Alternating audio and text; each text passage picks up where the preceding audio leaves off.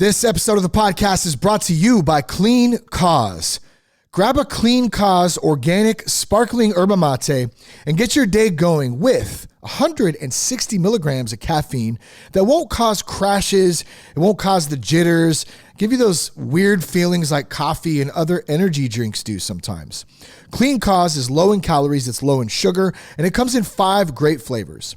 But the best part is that every sip makes a difference in the fight against addiction. Check this out. Clean Cause donates 50% of net profits to support individuals in recovery from drug and alcohol addiction. So grab a boost, live better, and help transform lives. Head on over to cleancause.com and get 20% off your order with promo code SOBERGUY. That's cleancause.com. Enter the promo code SOBERGUY at checkout and save 20%. That Sober Guy podcast contains adult content, merciless truth, and emotional nudity. Listener discretion is advised. I'm Shane Ramey. You're listening to That Sober Guy podcast, and we help people stay sober. If it's your first time listening, welcome. I'm so glad that you're here today. You can find more podcasts, more resources, and also connect with us by going to thatsoberguy.com. Be sure to follow us on Instagram at That Sober Guy Podcast. All the links from today's show will be in the show notes. We're going to share some alcohol news today. The latest news on alcohol. Got some good articles here. Ways alcohol affects the aging process. Legalizing marijuana tied to more binge drinking in folks over 30. Can heavy drinkers really hold their liquor?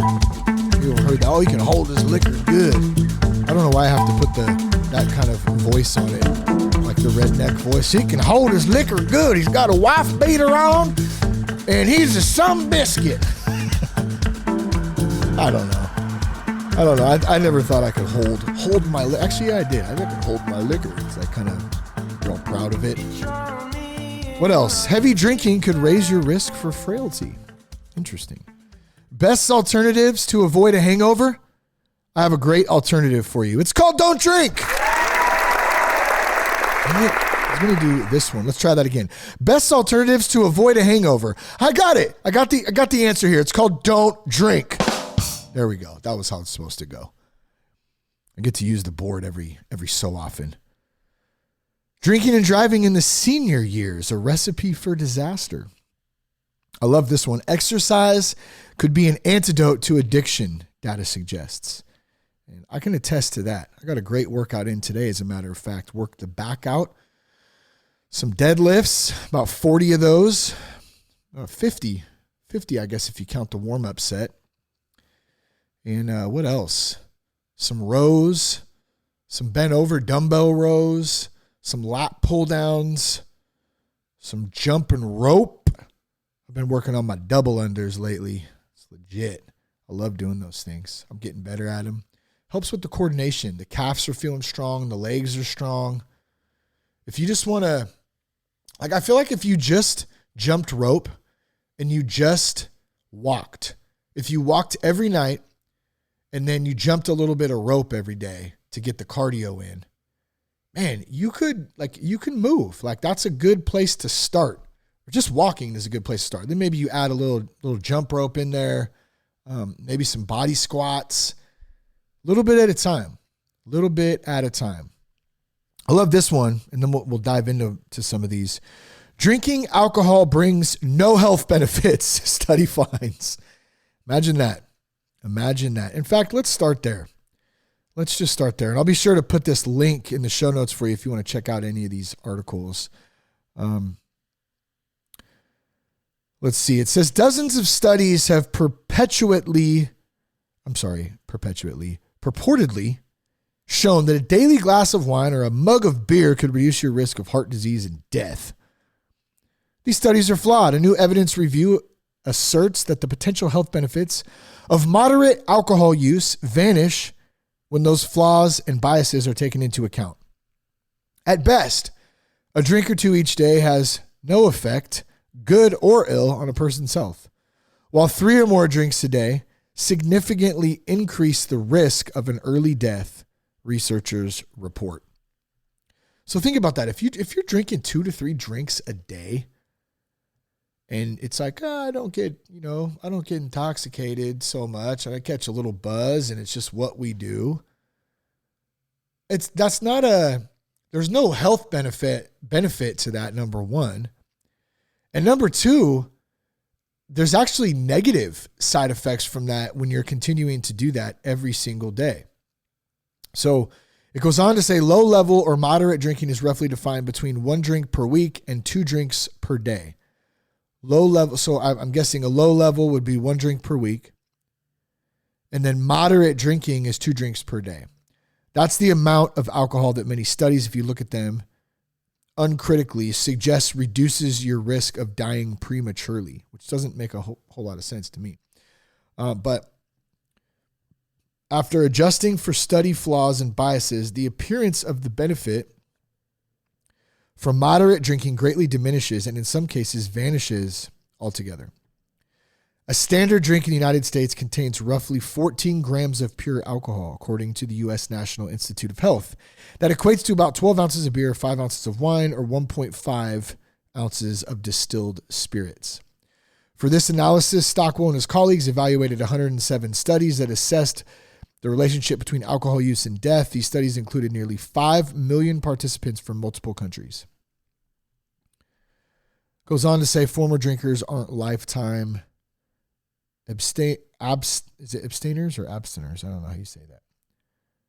For example, many studies tend to place former drinkers in the same group as lifetime abstainers from alcohol, referring to them all as non-drinkers. So it's just a little different there, I guess.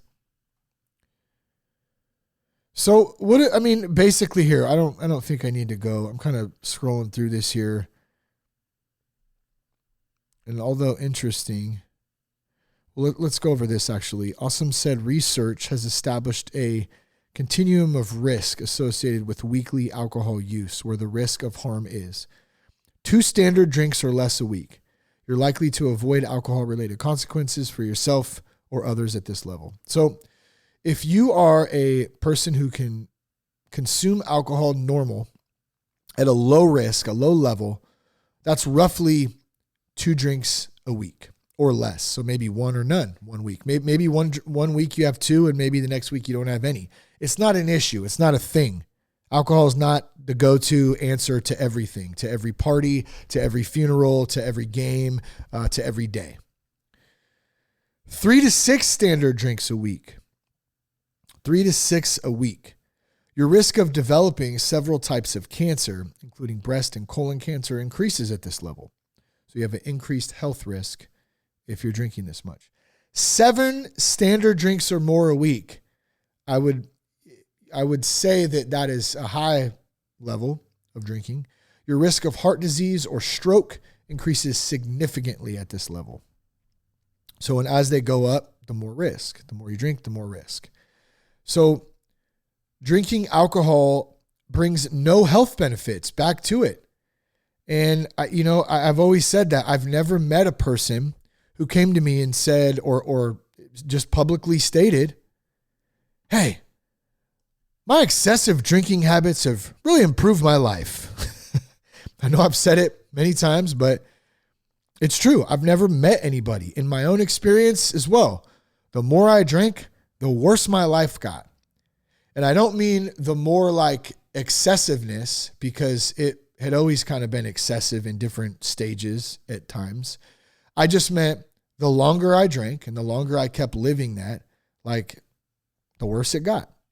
Internally, externally, spiritually, physically, man, emotionally, relationships, not good. How about this one? Can heavy drinkers really hold their liquor? Can heavy drinkers really hold their liquor?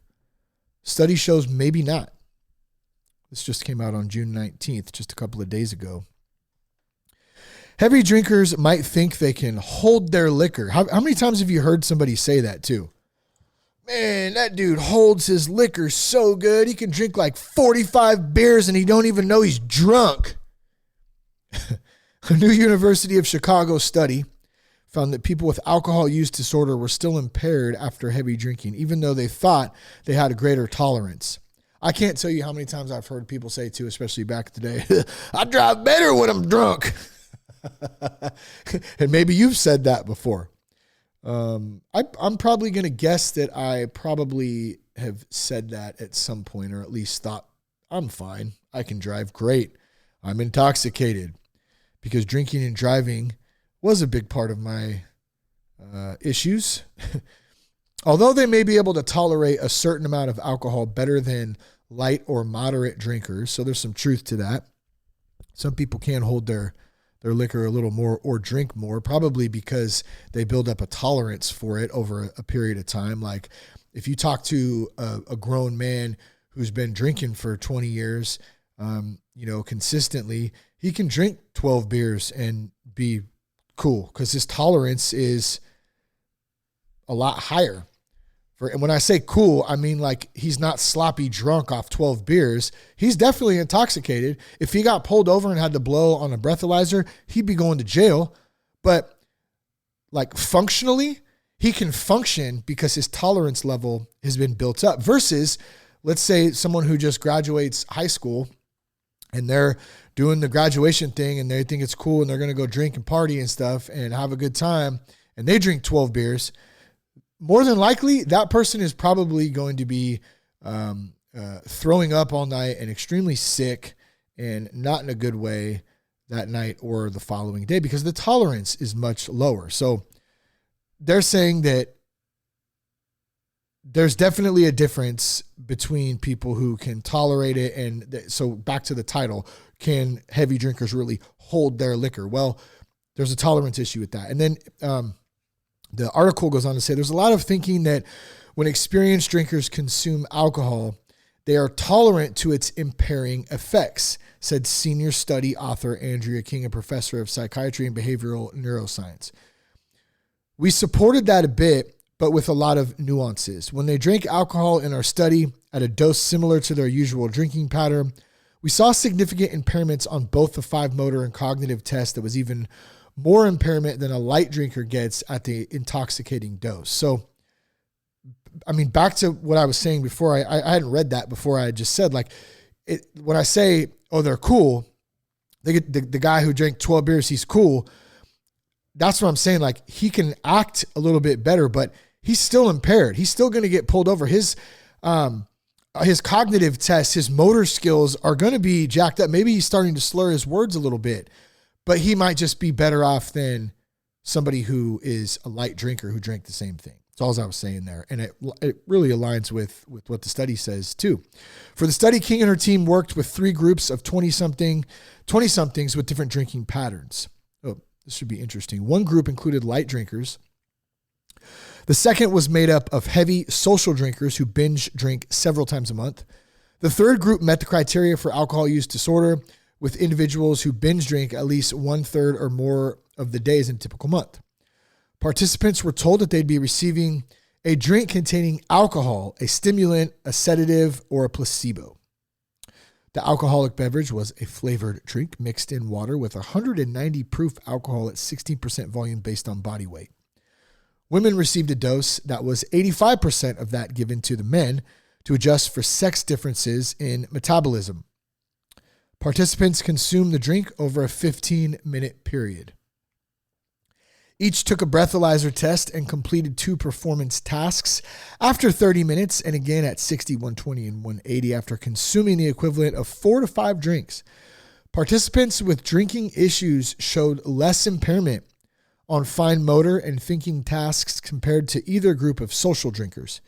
The standard intoxicating dose was meant to produce breathalyzer readings of 0.08, 0.09, the threshold for drunk driving. But when those people had 7 to 8 drinks, more like their usual habit, and breathalyzer readings of 0.13, they showed more than double the amount of mental and motor impairment than they had at the standard intoxicating dose. Interesting. Even 3 hours later, they still had not returned to their baseline performance. I was surprised at how much impairment the group had to the larger dose, because while it's 50% more than the first dose, we're seeing more than double the impairment. For a fine motor task, participants were asked to retrieve, rotate, and insert a groove metal peg into 25 randomly slotted holes on a 4-inch square metal board. They were scored on how long it took to fill all 25 holes, so they gave them tests as well. With both folks with alcohol use disorder and heavy drinkers reported feeling less impaired than light. Okay, I think I'm done with this. I think I'm done. That's about it. That's the bottom of it anyways. But point being is, yes, there are differences in tolerance levels. I think that was established. However, if you drink multiple drinks, you're going to be impaired. Your motor skills are impaired, even when you don't think you are. And you might not be as much as the next guy, but you are. And if you drive, if you are attempting to do something and that requires some of those motor skills and cognitive skills, you're impaired, like, period. And so, like I said before, for me, the best solution to all of this is just don't drink. That's my choice. Like, why? It's a temporary solution to a spiritual problem. And that's probably one of the most important things I think that came to light for me. Like, that's why do they call it spirits? Well, man, they're literally spirits, and they mess your spirit up. They block your spirit from connecting to God, to something higher. And I experienced that firsthand. That was one of the things I think, towards the end of my own drinking that really was getting to me and really bothering me. Like, I felt God knocking on the door, and which is biblical, by the way. I think it's in the book of Revelation when it talks about, like, Jesus will come, God will come, and will knock on the door, and he who opens the door, I will come in and I will eat with him and he will eat with me. And I'm kind of paraphrasing there. But the spirit for me, was blocked. The spirit was dead. The spirit that was alive was the substance that I was putting in my body that came to life as a spirit, not the Holy Spirit that lives within me, that lives with each and every one of us, that lives within each and every one of us. That was dead. And so the trade-off for that was I needed to make a change in that, and I could feel it. And that's why I also feel like, too, you hear it so many times, like, he's stunted. And I have a family member close to me like this, and, they're literally like a teenager. Like, they have the mind of a teenager because they've been drinking, and, this person is older than me. And they literally are stuck in that time of like 15, 16, 17, 18 years old, right around there, a late teenager. Because alcohol stunts your growth physically, spiritually, emotionally. It keeps you stuck in this state that you can never move on from and grow from and take responsibility from. And I'm talking about when it's a habitual habit and it's an issue, obviously. And I do 100% believe that my spiritual growth was completely stunted, and the enemy, the devil, Satan, whatever you want to call it, evil, something has, I do believe there's a battle between good and evil on this planet Earth. And I believe that everything is a huge spiritual battle. And the spiritual battle for many of us who have struggled with alcohol is a big one. And it's a big one. And I didn't start to see some light until I cut it out of my life. And that's why I decided to cut it out of my life. I saw what it's doing to my family, to my friends, and obviously to me. I was becoming everything I never wanted to be. It's the best way to put it.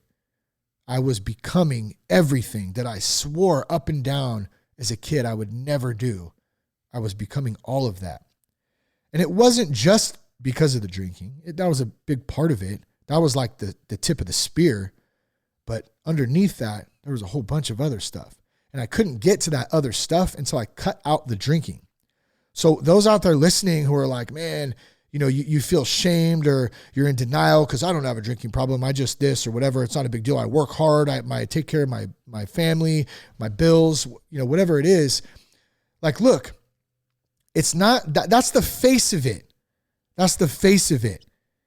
And we use alcohol, those of us who use it or used it habitually, daily, every couple days, even binge drinking, we use it as a tool to escape, and we use it as a tool to deal with life, and we use it as a tool to curb social anxiety. But this is the thing. It's a temporary tool, like I said, for a lifelong spiritual battle. And without some underlying, without getting to the underlying stuff, alcohol is just the face of it. And then you can jump in and get to that underlying stuff. I hope that makes sense. So I guess what I'm saying is don't put so much focus if you're listening to this right now and you're struggling or you got a loved one who's struggling on like beating yourself up about how the alcohol is, that's all the problem is. I just got to quit drinking and everything's going to get great. Well, it will over time improve and get way better. My life is 10 times better than it was almost 10 years ago, no doubt. But that's taking time and work, and it's taking patience. And I found out about myself that there was so much more underneath than just the drinking and making bad decisions and other substances that I was using to escape from all the stuff. And that's kind of what we learn in men's groups. That's what we learn in recovery groups. That's what we learn by reading the Bible. That's what we learn by talking to other people who have gone through the same stuff, listening to different podcasts like this one and so many of the other great podcasts out there that are talking about, a sober mind, a sober lifestyle. So, man, I love it. I love it. I hope something spoke to you right there. Okay, let's go on to a couple of these other ones. Ways alcohol affect the aging process. Let's check that one out. I think that's interesting to me. And why it's interesting to me is at 40, I'll be 42 just next month, as a matter of fact, in July. And they always say, oh, once you hit 40, things start to change and stuff. And I think they do. They did for me mentally, especially. Physically, I'm in the best shape of my life. I mean, can you believe that? It took me until I'm 42, almost 42 years old to get in the best shape of my life. I had all my 20s, I had my 30s, and my 30s, I started to get better, like mid 30s.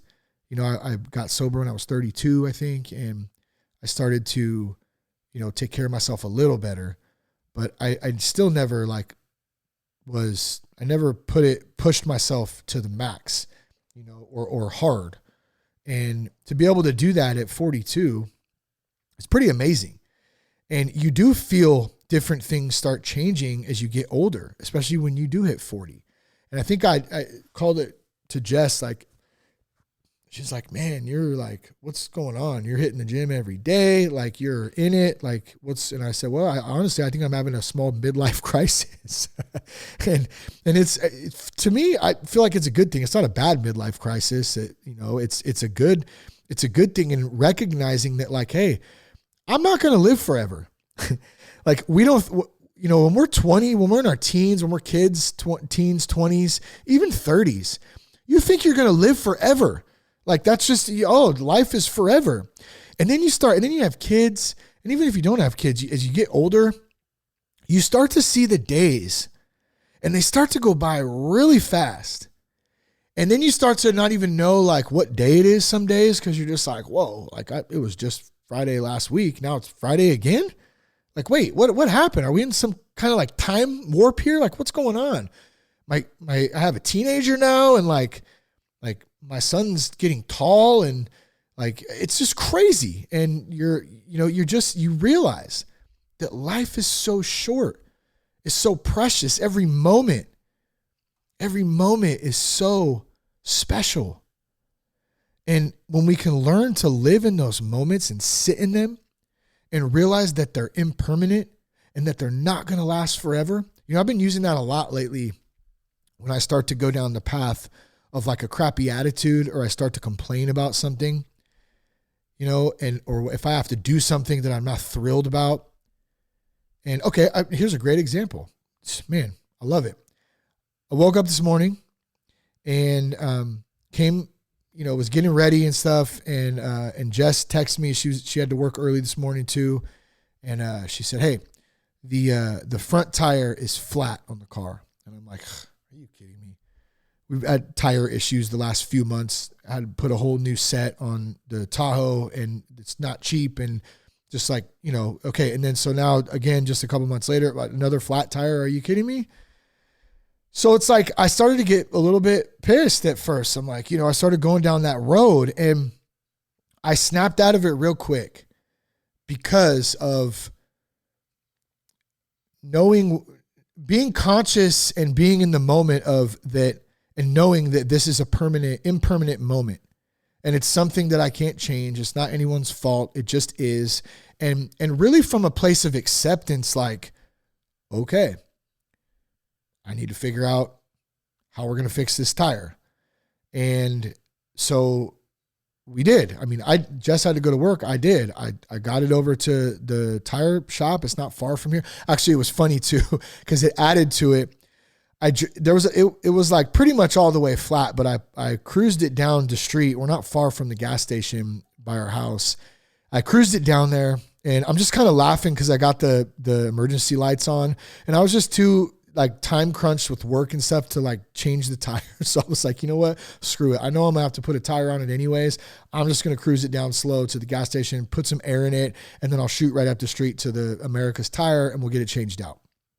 And so I get down to the gas station. I make it there. There's people passing me. I'm just kind of laughing. I'm trying to keep a good attitude. And I know this seems kind of dumb maybe, but like, this is the kind of stuff that ruins people's days, which ruins people's weeks, which ruins people's months, which could ruin someone's whole year because they got a flat tire. And I say that in the fact of that compounding interest, that snowball effect, that one little thing sets you off, and oh no, the world's coming to an end. And I've been there many times, and I hope to God I don't ever go back there, at least that severe. I'm not saying I don't have bad days and I can get in my head and stuff still, that's for sure.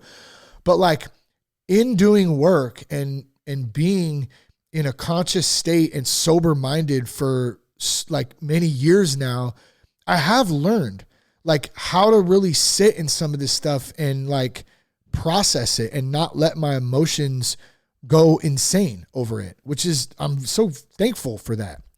And so this is one of those moments. So, and let me tell you why too. So the flat tire is one thing, right? Boom. I'm already like late for work. I have a project due. I'm trying to work on, but I got to take because we need another car. I got to take the kids to church camp later. And like, there's all kinds of stuff going on during the day. Okay. Boom. I get down there and I make it to the gas station. I pull in, and I'm like, yes, I made it. All right, I can throw some air in, throw a little gas in. I'll make it. We'll get right up to the tire center. I pull up to the air pump. What do you know? There's a big sign on it. It says, sorry for the inconvenience.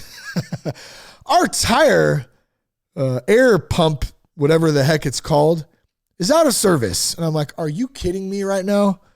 You got to be kidding me. Okay.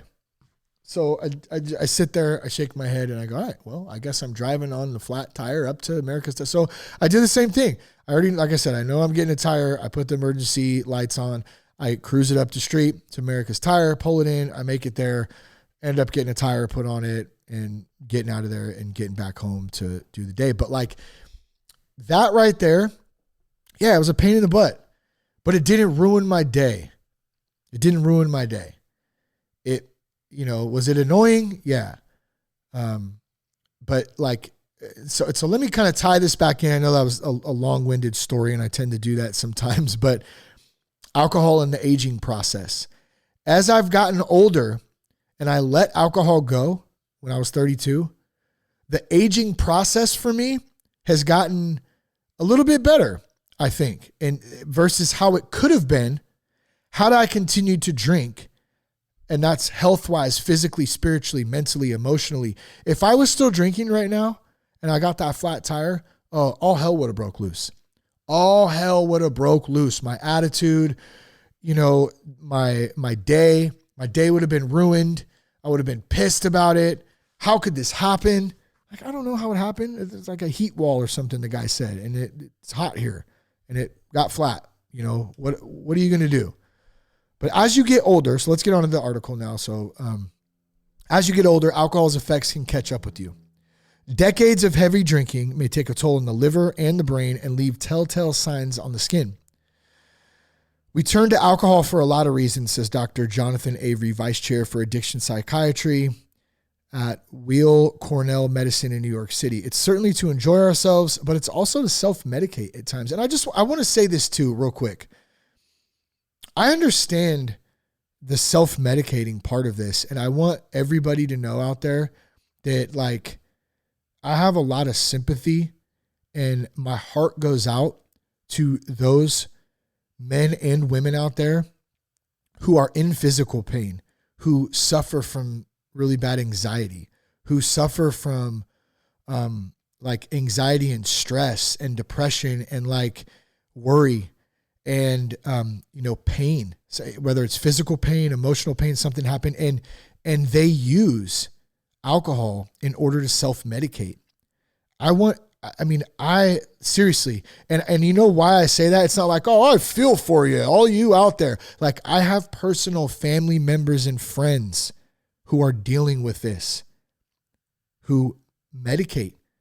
They use alcohol as medicine to get through some of this stuff. And I understand it and I get it.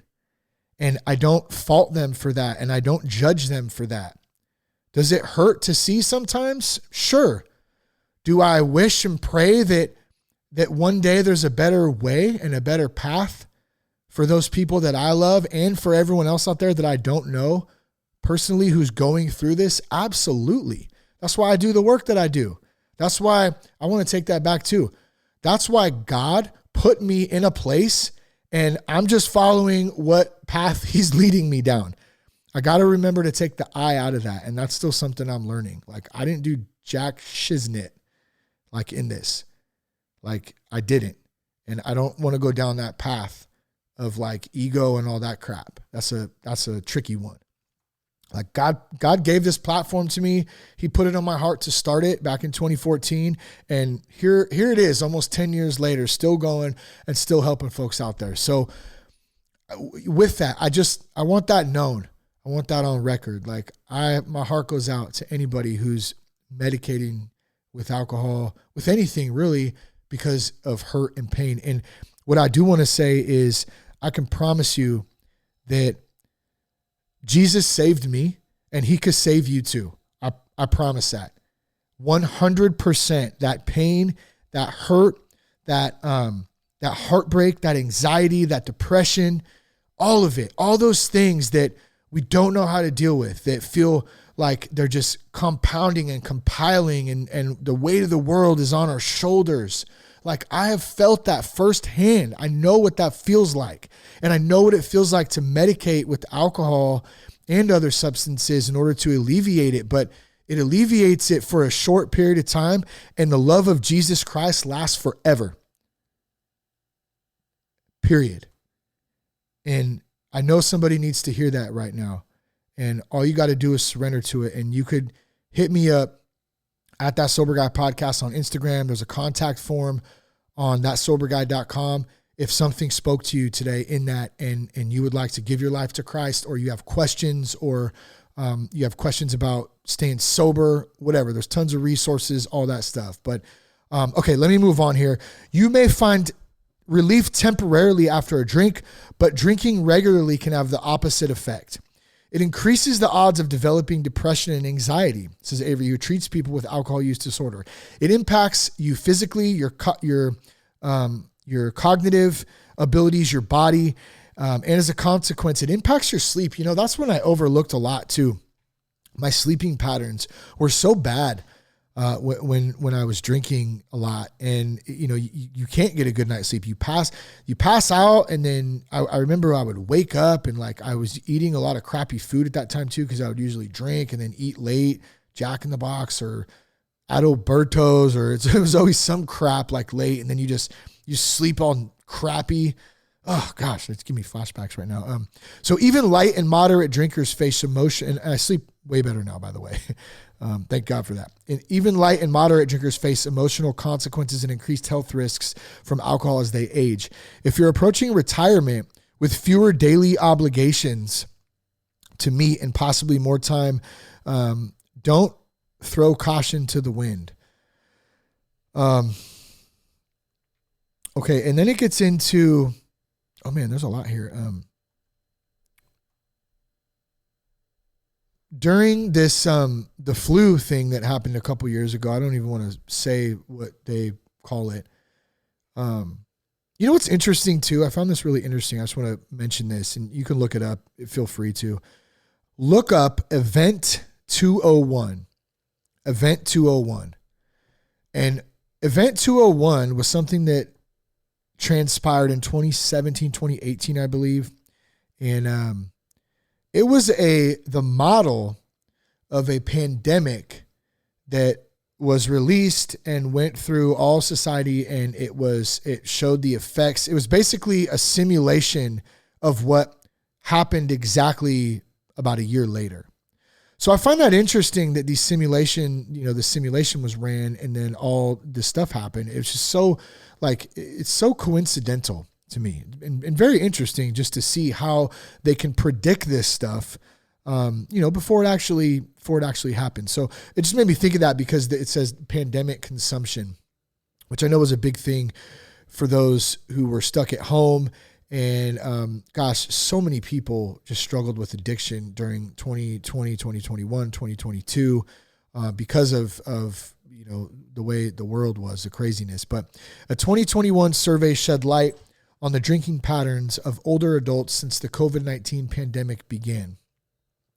The University of Michigan National Poll on Healthy Aging asked a national sample of participants ages 50 to 80 about their alcohol use and why they drink.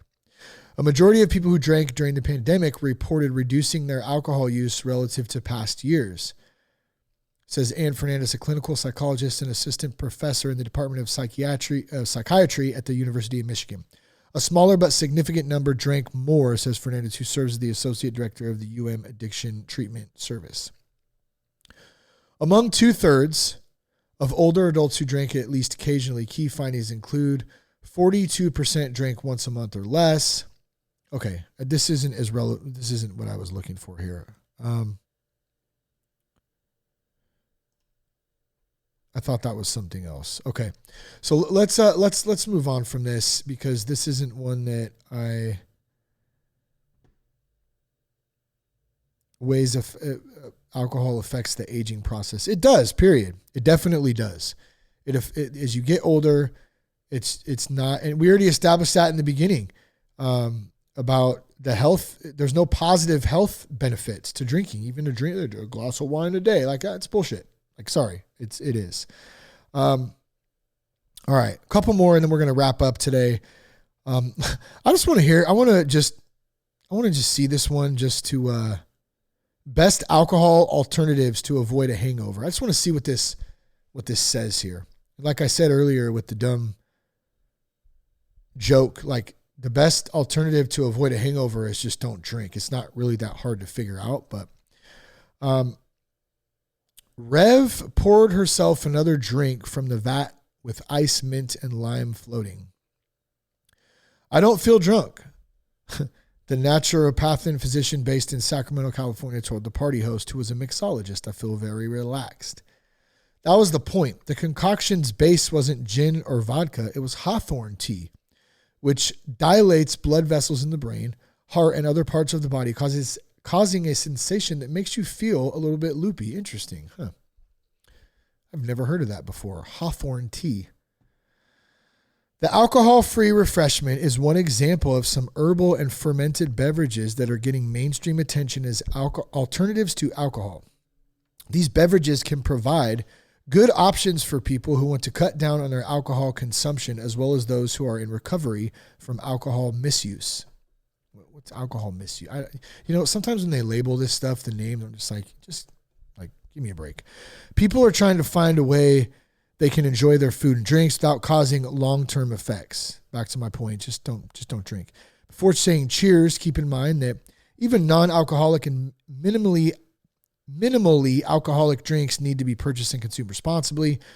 Okay, so I'm definitely noticing that mocktails, the whole industry, even the beer companies are all on the sober train because they want a little piece of the pie in that. They see the sober movement, they see the new communities, they see the younger generation is choosing to not drink. And that's, one thing I'll say, I mentioned like families and stuff and we grow up and we see that, I also we also have family and friends and stuff that I know that don't drink, and they are part of that generation that just saw we're not doing that. We're changing the game. So just I love seeing that. And it is kind of does go both ways, I think, which is awesome. But there are ways that you can still feel social. You can still have fun. You can still go out and have a couple drinks, a couple non-alcoholic drinks in even a setting where there's alcohol being served. Maybe it's a wedding or a party or a get together, dinner with friends or family. You can have a great time, not have a hangover, stay healthy. Don't block your spiritual progress with spirits, with alcohol. You can do that. I've said this many times before. One of my favorites, soda water, Pellegrino preferably, a little bit of cranberry and a lime or a lemon. I do both. And man, drink that when you go out. I drink it when I'm using the Traeger outside, when I'm barbecuing. I don't know if you call barbecuing or Traegering or smoking. I'm not really sure how you call the three, because sometimes I'll use it as a barbecue if I got to cook something fast. Other times I'm smoking something. But either way, if I'm outside and I'm hanging out and I'm relaxing, I'm usually doing some sort of drink like that. Soda water with some lime and lemon, soda water with some cranberry, sometimes an energy drink or something. A clean cause is a great one. It's one of my favorites. A little yerba mate action. You get some natural caffeine in there. So there's all types of different stuff that you can do. And if you're out in a social setting, figure something out that you like, that tastes good, that looks cool, And if you're an NA, you want to go down the NA beer route. I've had a couple people hit me up lately and send, I think Darren was one of them, Darren the barber from Boston. What's up, brother?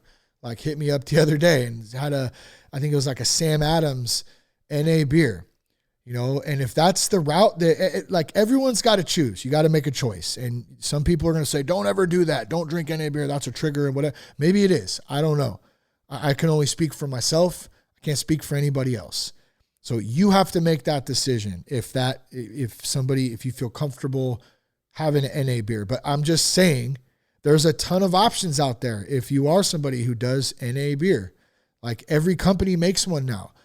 Point being, there are non-alcoholic alternatives that will help you stay healthy, stay sober, avoid hangovers, and you can still have fun and alleviate some of that social anxiety that you might have, versus if you're not drinking because you're so used to it or whatever. So lots of good options out there. Man, I hope something spoke to you today, and I just appreciate you tuning in and following the show.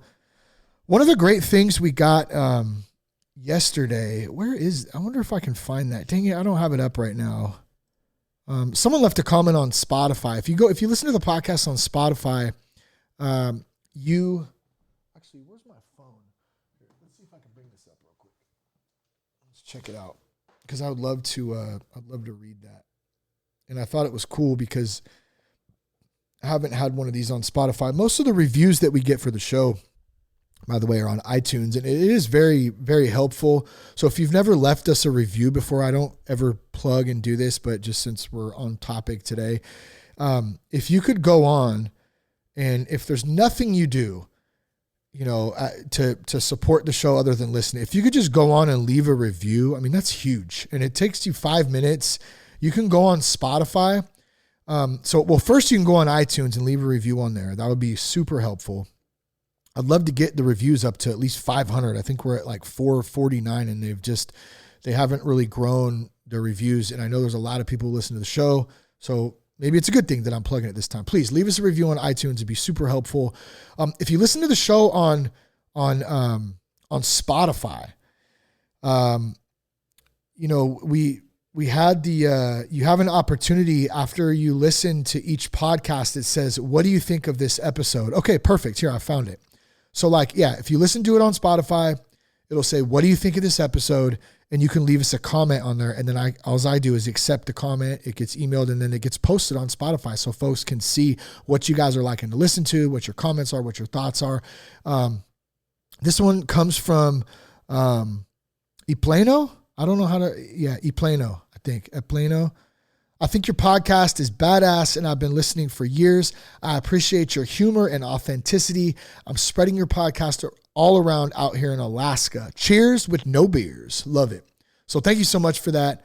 And man, if you could go on and leave a comment or a review on iTunes or Spotify, man, that would be so amazing, and I would greatly appreciate it. Man, I hope something spoke to you today. Share the podcast with a friend. Connect us on Instagram at That Sober Guy Podcast. Peace, love, and respect. Keep your blood clean.